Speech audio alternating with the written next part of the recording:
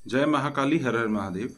आप सबका स्वागत है हमारे YouTube चैनल गुरु कृपा काली बाड़ी दरबार।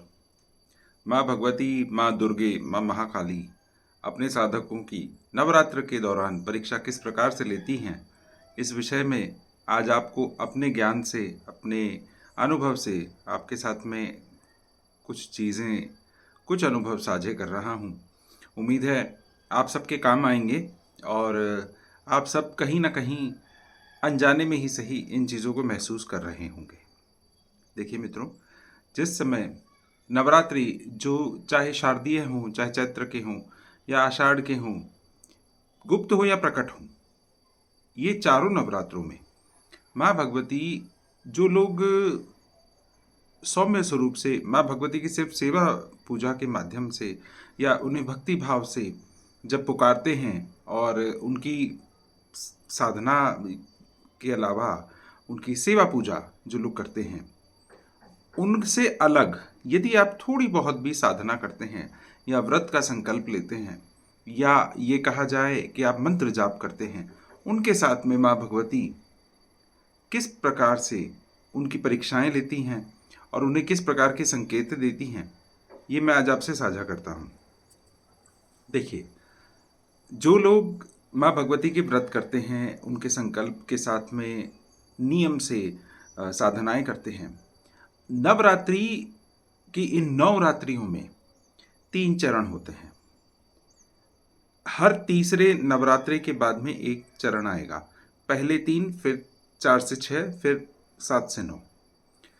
आपको ये चीज़ समझनी है। आपको जो परीक्षाओं का जो संकेत मिलेगा, इसके कई सारे इंट्यूशंस आपको पहले मिलने लग जाएंगे। नवरात्रि शुरू होने से एक आध हफ्ते पहले से हो सकता है कि आपके पास में अचानक आप सोचेंगे कि आप नवरात्रि करना चाहते हैं और आपके पास में अचानक से बहुत सारे काम काज आ जाएं। आपके ऊपर ऑफिस का, यदि आप कार्यरत हैं तो ऑफिस का प्रेशर आ सकता है, आपकी तबीयत बिगड़ सकती है, बीपी लो हो सकता है, आपकी बुखार हो सकता है, कोई रिश्तेदार हो सकता है, कहीं आना जाना पड़ सकता है, या कोई जॉब इंटरव्यू हो सकता है, कोई इम्पोर्टेंट कंसर्न इंचार्ज आपका विजिट कर सकता है, या फाइनेंशियली आपको दिक्कत आ सकती है, फिजिकली आपको कुछ परेशानी बड़ी हो सकता है कि कुछ ऐसी अनहोनी घटना जो कि आप सोच नहीं सकते हैं, वो सब चीज़ें आपके साथ में होने लग जाए। मतलब किसी तरीके से आपको ये नवरात्रि आप पूर्ण रूप से ना कर पाएं, आपको बहुत ज़्यादा नेगेटिविटी आने लगेगी। आपको ऐसा लगने लगेगा जैसे हम कैसे इन नवरात्रों को पूरा कर पाएंगे।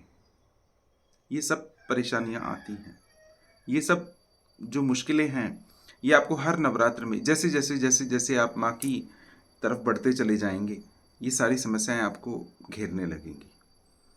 अब जो पहले के जो 3 दिन होते हैं, जो पहला, दूसरा और तीसरा नवरात्रा, इस समय माँ भगवती आपको कोई बहुत ज़्यादा संकेत नहीं देती हैं और आपको कई तरह से परखती हैं।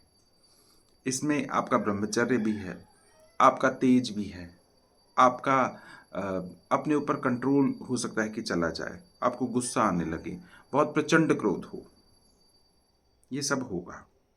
ये सब सहज है, ये सब सामान्य है। जैसे ही माँ की ऊर्जा आप तक पहुँचती है, माँ भगवती इन पहले के 3 दिनों में आपको पूरी तरह से परीक्षा लेती ही लेती हैं। आपके ब्रह्मचर्य का परीक्षण भी इसी समय होता है, आपके तमस का परीक्षण भी इसी समय होता है।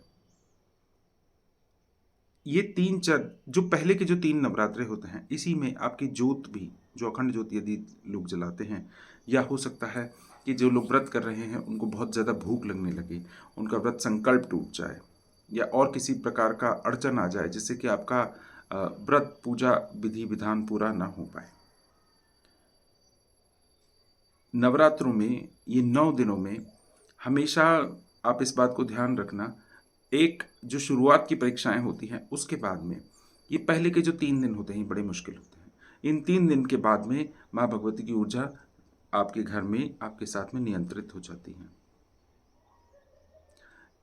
इस 3 दिन के बाद में 4 से 6 दिन, 4 से 7, चौथा, पांचवा और छठा, ये 3 नवरात्रि ऐसे निकलेंगे जिसमें माँ भगवती बहुत ही सौम्य स्वरूप में आपके साथ में होंगी।